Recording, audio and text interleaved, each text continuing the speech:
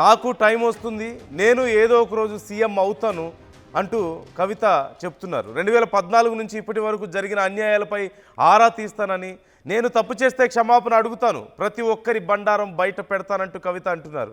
నేను అస్సలు మంచిదాన్ని కాదు, గుర్తుంచుకోండి అంటున్నారు. నన్ను కొడితే నేను 2 కొడతాను అంటూ కవిత హెచ్చరిస్తున్నారు.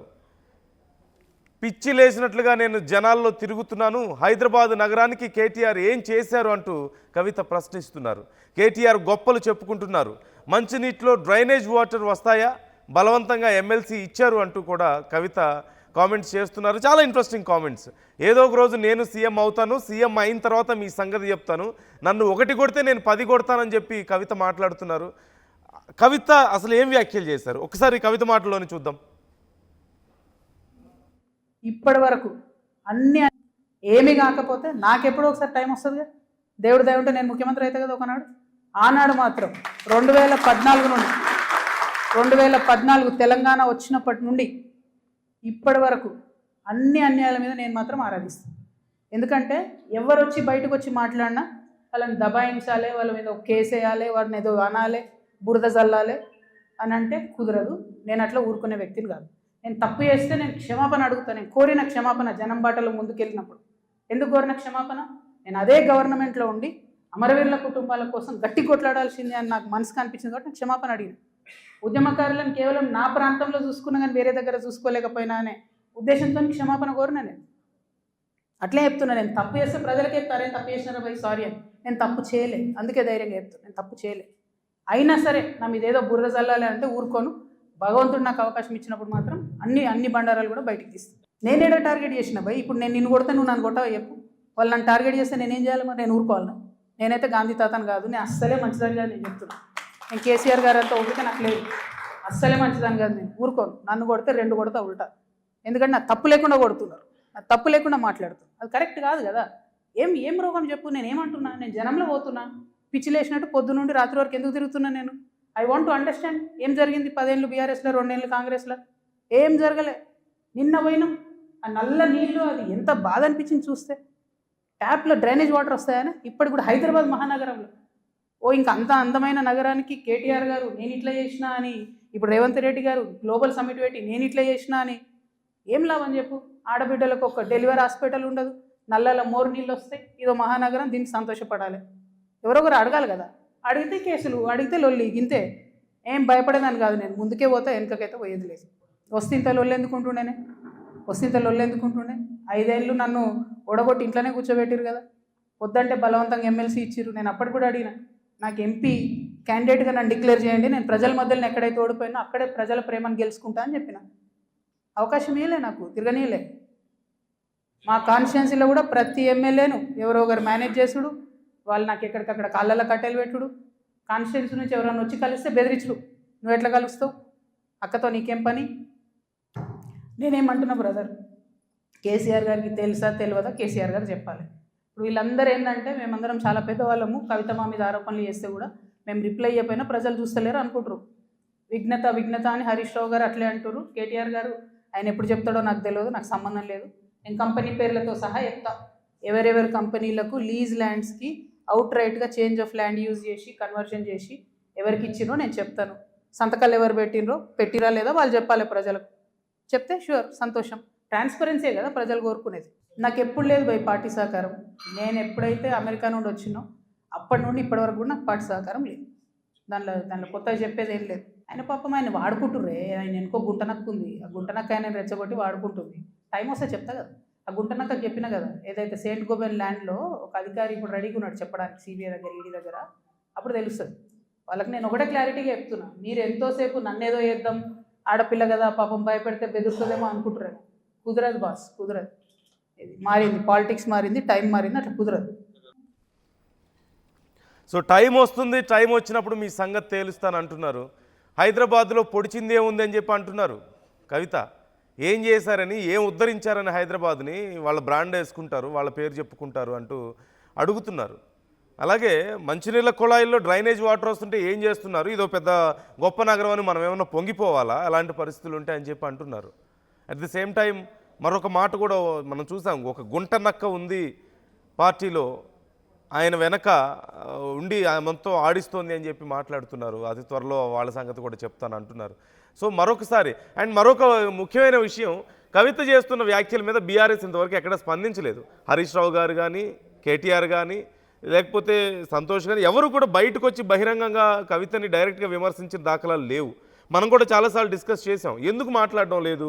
మాట్లాడితే ఇంకా చాలా విషయాలు బయటకు వస్తాయనా, లేకపోతే కేసీఆర్ గారు చెప్పారా డాక్టర్ మీద మాట్లాడొద్దు, నా కూతురు మీద ఎవరు గట్టిగా మాట్లాడొద్దు అని చెప్పారా? ఎందుకు మాట్లాడడం లేదు అనే ప్రశ్న వచ్చింది. ఇప్పుడు కవిత గారు ఆ విషయాన్ని కూడా మాట్లాడుతున్నారు. నేను కొన్ని విమర్శలు చేస్తుంటే తిరిగి సమాధానం చెప్పడం లేదు, అదేంటంటే మా విజ్ఞతకి వదిలేస్తున్నాము అని చెప్పేసి మాట్లాడుతున్నారు, రేపు అసలు విషయాలు బయటకు వస్తే తెలుస్తాయి అని చెప్పేసి మాట్లాడుతున్నారు. సో అలా సమాధానం చెప్పకుండా ఉండడానికి తప్పుపడుతున్నారు కవిత. సో ఇక్కడ బీఆర్ఎస్ స్ట్రాటజీ మరొకటి ఉంది. చెప్పి కవితకి సమాధానం చెప్పి ఆ డిస్కషన్ పెంచి కవిత స్థాయిని పెంచడం ఇష్టం లేదు వీళ్ళకి. అంటే మా స్థాయి కాదు అన్నట్లుగా కవితని కొంత పక్కన పెట్టేస్తున్నటువంటి పరిస్థితి బీఆర్ఎస్ ముఖ్య నాయకులు. సో ఆ విషయంలో కొంత ఆగ్రహంగా ఉన్నారు కవిత. సో ఇప్పుడు ఏం చేయబోతున్నారు మరి? ఇప్పుడు చేసిన వ్యాఖ్యలకు కూడా సమాధానం చెప్పరా? అండ్ త్వరలో చాలా విషయాలు బయట పెడతానని కూడా అంటున్నారు. సో మరొకసారి యుద్ధం మొదలవబోతుంది. ఈసారి మరిన్ని విషయాలు, మరింతమంది పేర్లు బయటికి రాబోతున్నాయి. మధు జాయిన్ అవుతున్నారు, మా ప్రతినిధి. మధు, ఏ సందర్భంలో ఈ వ్యాఖ్యలు చేశారు? అసలు ఎందుకు ఇంత తీవ్రమైన వ్యాఖ్యలు చేయాల్సి వచ్చింది? బీఆర్ఎస్లో ఒక గుంట నక్కు ఉందంటున్నారు కేసీఆర్ వెనక. అట్ ది సేమ్ టైం అసలు హైదరాబాద్కి బ్రాండ్ పెట్టుకోవడం ఏంటి? కేటీఆర్కి ఆ హక్కు లేదంటున్నారు. ఏం ఉద్ధరించారు హైదరాబాద్ అని చెప్పి ప్రశ్నిస్తున్నారు. సో చాలా విషయాలు మాట్లాడుతున్నారు. తనకి సమాధానం చెప్పకపోవడం పట్ల కూడా చాలా సీరియస్ అవుతున్నటువంటి పరిస్థితి. సో ఏం జరగబోతుంది? బీఆర్ఎస్ ఇప్పటికైనా రియాక్ట్ అయ్యే అవకాశం ఉందంటారు కవిత మీద? అండ్ కవిత స్ట్రాటజీ ఏంటి అసలు? ఎగ్జాక్ట్లీ, అంటే కవిత ఎప్పుడైతే బీఆర్ఎస్ నుంచి బయటకు వచ్చారో, ఆమె ఎప్పుడైతే సస్పెండ్ అయ్యారో, బయటకు వచ్చిన తర్వాత నుంచి ఆమె అటాక్ మోడ్ పెంచుతూ పోతా ఉన్నారు. కొంచెం స్ట్రైట్ పాలిటిక్స్ చేస్తాను అంటూ స్టేట్మెంట్ చేస్తారు. ఒక ఆడపిల్ల ఎట్లయితే రాజకీయం చేసి ఎట్లా ఉంటుందో నేను చేసి చూపిస్తా అనేటువంటి స్టేట్మెంట్ చేశారు. దాంతో పాటు ఆమె అడుగులు అట్లనే పడుతున్నాయి. జాగృతిని ఎలాబొరేట్ చేసేటువంటి ఉద్దేశంలో భాగంగా, అంటే ఫ్యూచర్ లో దాన్ని పార్టీ వైపు నడిపించేలా జాగృతి జనం బాట పేరిట గ్రౌండ్ లో దిగారు. అన్ని నియోజకవర్గాలు తిరుగుతున్నారు. ఇప్పటికే మెజారిటీ నియోజకవర్గాలు, మెజారిటీ జిల్లాల్లో దాదాపు జనం బాట కంప్లీట్ అయింది జాగృతికి సంబంధించి. మెదక్, సిద్దిపేట్, తర్వాత ఇక అన్ని నియోజకవర్గాల్లో, జిల్లాలో ఇప్పటికే దాదాపు కంప్లీట్ చేశారు ఆమె. అక్కడ నాయకులకు సంబంధించిన అవినీతి చిట్టా, అక్రమాల చిట్టా, కబ్జాల చిట్టా ఆమె విప్పుతూ పోతా ఉన్నారు. కాకపోతే ఇక్కడ ట్విస్ట్ ఏంటంటే, కాంగ్రెస్ వచ్చి 2 ఏళ్ళు అవుతుంది కాబట్టి గత 10 ఏళ్లలో అధికారంలో ఉన్నటువంటి బీఆర్ఎస్ పార్టీ మాజీ మంత్రులు, ఎమ్మెల్యేలు వాళ్ళకి సంబంధించినటువంటి ఆస్తుల వివరాలను, అక్రమాలను ఆమె బయట పెడుతూ పోతా ఉన్నారు. ఇది కాస్త మింగుడు పడనటువంటి సిచ్యువేషన్ బీఆర్ఎస్ పార్టీ నాయకులకు. అందులో భాగంగా అటాక్ మోడ్ కొద్ది మంది 2-3 పెంచే ప్రయత్నం చేశారు. నిరంజన్ రెడ్డి, జగదీశ్వర్ రెడ్డి, తర్వాత రీసెంట్ గా మాధవరం కృష్ణారావు ఆమె పైన ఘాటైనటువంటి వ్యాఖ్యలు చేశారు. దానికి ఆమె లీగల్ నోటీస్ ఇచ్చారు వారికి, మాధవరం కృష్ణారావుకి. తర్వాత బీజేఎల్పీ నేత ఏలేటి మహేశ్వర్ రెడ్డికి ఆయనకు లీగల్ నోటీస్ జారీ చేశారు.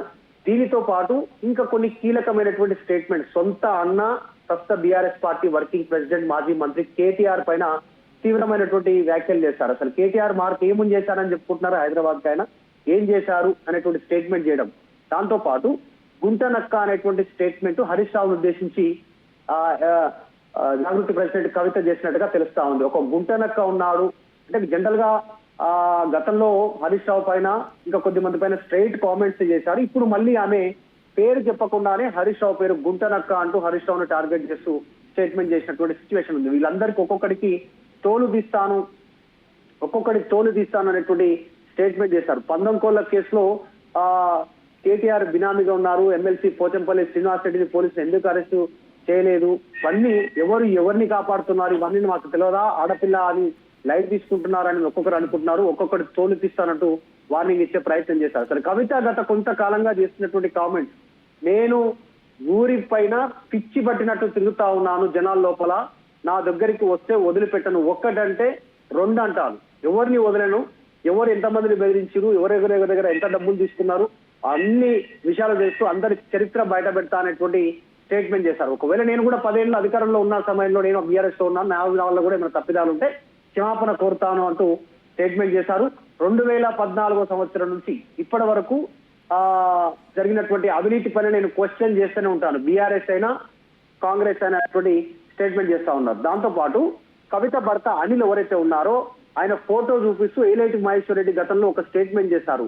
1000 ఎకరాలు దాదాపు 1000 నుంచి 2000 ఎకరాల లబ్ధి చేకూర్చేలాంటి ఒక ల్యాండ్ సెటిల్మెంట్ జరిగింది కాంగ్రెస్ ప్రభుత్వంలో. కాంగ్రెస్ హయాంలో ఆమెకు మద్దతు ఇచ్చింది. అందుకే కాంగ్రెస్ ఫేవర్ గా కవిత మాట్లాడుతున్నట్టు స్టేట్మెంట్ చేయడంతో లీగల్ నోటీస్ ఇచ్చారు. టీవీ స్కూల్ లీగల్ నోటీస్ ఇచ్చినటువంటి సిచ్యువేషన్ మొత్తం మీ అనవసరంగా నా పైన దాడి చేస్తే మీ చిట్టా మొత్తం విపుతా అంటూ హెచ్చరిక జారీ చేశారు. ఒక రకంగా కేటీఆర్ కూడా ఆమె ఏం చేశారు, కేటీఆర్ రాష్ట్రానికి హైదరాబాద్ నగరానికి ఆయన మార్పు చూపించుకుంటున్నానంటూ స్టేట్మెంట్ చేయడంతో పెద్ద ఎత్తున చర్చ కొనసాగుతుంది. అంటే మధు ఇక్కడ చాలా క్లియర్గా ఒక మాట చెప్తున్నారు, ఏదో ఒక రోజు నేను సీఎం అవుతాను, సీఎం అయిన తర్వాత మొత్తం మీ లెక్కలు తేలుస్తానని చెప్తున్నారు. So her final goal is to become a CM, అదైతే క్లియర్గా చెప్పారు. And at the same time Kavitha strategy ఎలా చూడాలి? వై ఈజ్ షీ ట్రయింగ్ ఇదంతా? అంటే బీఆర్ఎస్ని ఎక్కువగా టార్గెట్ చేస్తున్నారు, కాంగ్రెస్ కంటే కూడా బీఆర్ఎస్ని ఎక్కువగా, అధికారంలో ఉన్న వాళ్ళకంటే ప్రతిపక్షంలో ఉన్న వాళ్ళని ఎక్కువగా టార్గెట్ చేస్తున్నారు. అంటే బీఆర్ఎస్ నాయకులు తన మీద మాట్లాడాలి అని ఇక్కడ చెప్తున్నారు కదా, నా మీద తిరిగి మాట్లాడడం లేదు, నేను మాట్లాడినా అని కూడా మాట్లాడుతున్నారు. అంటే తనకి బీఆర్ఎస్ నాయకులు తన మీద తిరిగి మాట్లాడాలి, ఆ విధంగా తను కొంత బలమైన వ్యక్తిగా బీఆర్ఎస్కి పోటీ ఇవ్వగలిగిన వ్యక్తిగానో లేదంటే ఒక బలమైన వ్యక్తిగా తను ఆ రకంగా ప్రూవ్ చేసుకోవాలనేది ప్రయత్నమా? అంటే ఒకటి కవిత స్ట్రేట్ టార్గెట్ చేస్తా ఉన్నారు. అంటే కవిత అంశంలో అసలు కవిత బయటికి పోవడానికి రీజన్ కొద్ది మంది కారకులు బీఆర్ఎస్ పార్టీలో ఉన్నటువంటి నాయకులు అనేటువంటిది కవిత చాలా బలంగా నమ్ముతున్నారు. కామెంట్ కూడా గతంలో చేశారు. ఆమెను లిక్కర్ కేసుకు సంబంధించిన అంశంలో ముద్దాయిగా చూపిస్తూ ఆమెను ముద్దాయిగా చూపించడమే కాదు, అసలు టోటల్ పార్టీ ఓటమికి కారణమే లిక్కర్ కేసు అనేటువంటిది ప్రచారం చేశారనేటువంటిది. దాంట్లో ప్రధానమైనటువంటి ప్రచారం చేసినటువంటి నాయకుల్లో ఆ మాజీ మంత్రి సొంత బావ హరీష్ రావే కవిత వల్ల పార్టీ ఓడిపోయింది అనేటువంటిది పార్టీలో బయట ప్రచారం చేసి ఈ రోజు కవితను బయటికి పంపేలాంటి కార్యక్రమం చేశారనేటువంటిది. కేవలం అక్కడితోటే కదా, ఆమె జైలు నుంచి బయటకు వచ్చినాక పార్టీ కార్యక్రమాలకు దూరంగా ఉండాలి, పార్టీ ఆఫీస్ కు దూరంగా ఉండాలి, ఆ పార్టీ నాయకులను కలవద్దు, ఎక్కడ ఇట్లాంటి యాక్టివిటీలో ఉండొద్దు అనేటువంటిది ఇట్లా అట్లాంటి సిచ్యువేషన్ క్రియేట్ చేసింది హరీష్ రావు అనేటువంటిది కవిత చాలా బలంగా నమ్ముతున్నారు. అప్పటి నుంచి టార్గెట్ చేస్తూ పోతా ఉన్నారు. దాని హరీష్ రావుని అందులో భాగంగానే గుడ్డడక్క పేరుతో ఆమె పోలుస్తూ ఈ స్టేట్మెంట్ చేశారు. ఇప్పుడు హరీష్ రావుని ఇంకా మిగతా నాయకులని టార్గెట్ చేసినటువంటి సందర్భంలో వాళ్ళ అనుచరులు టార్గెట్ చేస్తున్నారు కాబట్టి కానీ డైరెక్ట్ గా వీళ్ళు వివరణ ఇవ్వట్లేదు. ఇప్పుడు ఎగ్జాంపుల్ హరీష్ రావు ఉంటే చాలా సందర్భాల్లో మీడియా అడిగింది మీ కవిత చేసినటువంటి కామెంట్ల పైన మీ విజ్ఞతకే వదిలేస్తున్నాను అనేటువంటిది ఒక కన్వీనియంట్ వర్డ్ ఏదైతుందో పొలిటికల్ లీడర్స్ అందరికీ అదే వర్డ్ మాట్లాడారు, మిగతా నాయకులు అదే మాట్లాడారు. కేటీఆర్ కూడా ఆ సందర్భాలు కవిత గురించి అడిగినప్పుడు ఆయన తోసిపుచ్చారు. అప్పటి నుంచి కేసీఆర్ ఇంతవరకు మీడియా ముందుకు రాలేదు కవిత సస్పెండ్ అయిన తర్వాత. సో కేసీఆర్ వస్తే కూడా ఖచ్చితంగా ఈ క్వశ్చన్స్ ఫేస్ చేయాల్సిందే. కవిత ఇష్యూలో ఏం జరిగింది ఏంది అనేటువంటిది పార్టీ లైన్, పార్టీ ప్రెసిడెంట్ గా బీఆర్ఎస్ ఎక్కడ మాట్లాడడం లేదు కదా మధు, కవిత గురించి ఎక్కడ మాట్లాడడం లేదు. రీజన్ ఏంటో అర్థం కావడం లేదు. మాట్లాడితే ఇంకా పెద్ద అవుతాయి ఇష్యూస్, ఇంకా చాలా విషయాలు బయటకు వస్తాయని భయమా, లేదంటే కేసీఆర్ గారి డాక్టర్ని అంత ఈజీ కాదు మాట్లాడడం అనే ఉద్దేశమా? అంటే కేసీఆర్ గారు ఏమైనా చెప్పుంటారంటారా తన మీద ఇష్టం వచ్చినట్లు మాట్లాడొద్దని? ఒక్కటి నిజంగానే కూతురు, ఇక్కడ రిలేషన్, బ్లడ్ రిలేషన్ ఒకటి, తర్వాత మొన్నటి వరకు పార్టీలో ఉండిపోయినటువంటి పరిస్థితి, ఏకైక కూతురు. యాక్చువల్ గా చెప్పాలంటే కేసీఆర్ కి కొడుకు కన్నా కూడా కూతురు మీదనే ఎక్కువ ప్రేమ, గారాల పట్టి మొదటి నుంచి కూడా మనకు చాలా సందర్భాల్లో కనపడింది. కాకపోతే రాజకీయంగా వారసుడిగా కేటీఆర్ తెరపైకి వచ్చారు అంతే తప్ప యాక్చువల్ గా కేటీఆర్ కంటే ఎక్కువ ఇష్టం కవితనే కేసీఆర్ కి. సిచ్యువేషన్ లో మార్పు జరగదు. కాకపోతే సహజంగా రాజకీయ పార్టీలో పవర్ఫుల్ గా ఉన్నటువంటి సిచ్యువేషన్ లో రీజనల్ పార్టీలో ఆధిపత్యం కోసం ఆలోచించడం సహజం, గుర్తింపు కోసం. కవిత అందులో భాగంగానే ఆమె గుర్తింపు కోరుకుంది, కానీ ఆమెను గుర్తింపు రానియకుండా అనగదొక్కేశారు. నిజామాబాద్ లో ఎంపీగా ఓటమి చెందడానికి రీజన్ పార్టీలో ఉన్నటువంటి నాయకులే. హరీష్ రావు గానీ, అక్కడ ఉన్నటువంటి కొంతమంది ప్రశాంత్ రెడ్డి గానీ, అక్కడ ఉన్నటువంటి నాయకులు గానీ వీళ్ళంతా కలిసి కుట్ర పని బీజేపీ అభ్యర్థి గెలిచేలా కవిత ఓడిపోయేలా కుట్ర చేశారు అనేటువంటిది అందులో భాగంగా ఆ స్టేట్మెంట్ కూడా చేశారు. ఎమ్మెల్సీ నేను అడగలేదు, బలవంతంగా నాకు ఎమ్మెల్సీ ఇచ్చారు అనేటువంటి స్టేట్మెంట్ కూడా కవిత చేస్తా ఉన్నారు. సో నాయకురాలిగా ఎదగనీయకుండా చేశారనేటువంటిది. కేటీఆర్ కంటే నేనే సమర్థురాలిని పార్టీలో, హరీష్ రావు కంటే నేనే సమర్థురాలిని అనేటువంటి కవిత ఆమె భావిస్తా ఉన్నారు. అందులో భాగంగానే లిక్కర్ కేసులో లేని సమాచారాన్ని నాకు అంటగట్టి నన్ను తీసుకెళ్లాలనేటువంటి ఒకసారి చిట్చాట్ లో చెప్పే ప్రయత్నం చేశారు ఆమె.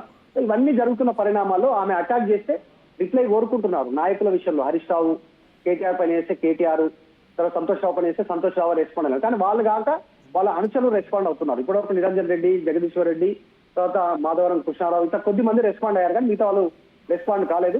సో అల్టిమేట్ గోల్ సీఎం కావడమే అనేటువంటిది కవిత చాలా స్పష్టంగా చెప్తా ఉన్నారు. ఫ్యూచర్ లో పార్టీ బెటర్ ఉన్నారు, ఫైనల్ గా అదే టార్గెట్ ఉన్నట్టుగా కనిపిస్తా ఉంది. Right right thank you Madhu, thanks for the details. మరోవైపు అసలు ఏ వ్యాఖ్యల్ని ఉద్దేశించి కవిత మాట్లాడుంటారు? కవితకి ఎందుకు ఇంత కోపం వచ్చింది?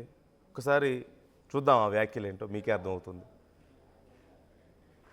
2014 తెలంగాణ వచ్చినప్పటి నుండి ఐలమ్మలాగా పోరాటం చేసి ఆడపిల్లలు మోపిల్లలు తెలంగాణ రాష్ట్రంలో ఉన్నటువంటి ఉద్యమకారులు కళాకారులు అందరూ చేసేటువంటి తెలంగాణ కేసీఆర్ గారి నాయకత్వంలో తెలంగాణ రాష్ట్రం ఏర్పడింది. చరిత్రలో తెలంగాణ రాష్ట్రం నుంచి దేశం నుంచి పోరాడినటువంటి వాళ్ళు కానీ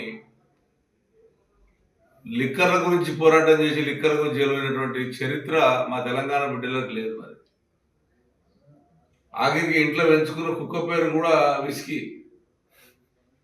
కుక్క పేరు కూడా. నా చరిత్ర గురించి మాట్లాడితే అర్హత హక్కు నీకు లేదు. నువ్వు చాలా చాలా నీ చరిత్ర చెప్పాలంటే నాకు, ఎందుకంటే కేటీఆర్ అంటే చాలా అభిమానం. నేను గిట్ట నీ చరిత్ర ఇప్పాలని స్టార్ట్ చేసిందంటే నువ్వు బతకవు. అసలు చరిత్ర గల ఈనురాలు నన్ను నువ్వు మాట్లాడేంత అర్హత, నా స్థాయి నేను 5 సార్లు గెలిచాను, ఒక్కసారి గెలవలే. నేను ఒక ఎంప్లాయీ. నేను తెలుగుదేశంలో కూడా క్రమశిక్షణగా పెరిగి వచ్చాను తప్ప ఈయన కూడా అదే క్రమశిక్షణతో ఉన్నాం. ఉండి కూడా మాకు ఈ రోజు వరకు కూడా తెలుగుదేశం పార్టీ మీద ఉన్నటువంటి నాయకుల మీద కానీ, ఎన్టీ రామారావు మీద కానీ, చంద్రబాబు మీద కానీ, రాజశేఖర రెడ్డి కాంగ్రెస్ ఉన్నప్పుడు కూడా అభిమానిస్తున్నటువంటి వ్యక్తులలో మేము అందరం. నీ ఇష్టం వచ్చినట్టు ఎమ్మెల్యేలని వచ్చి ఒక ఎమ్మెల్యేల గౌరవాన్ని, ఎమ్మెల్యేలకు ఉన్నటువంటి హక్కులను ఇష్టం మాట్లాడుకుంటూ బ్లాక్మెయిల్ చేసుకుంటూ కోట్లాది రూపాయలు సంపాదిస్తున్నటువంటి అసలైన తొలి వెలుగు. ఫాలో వాట్సాప్ @తొలి వెలుగు అఫీషియల్.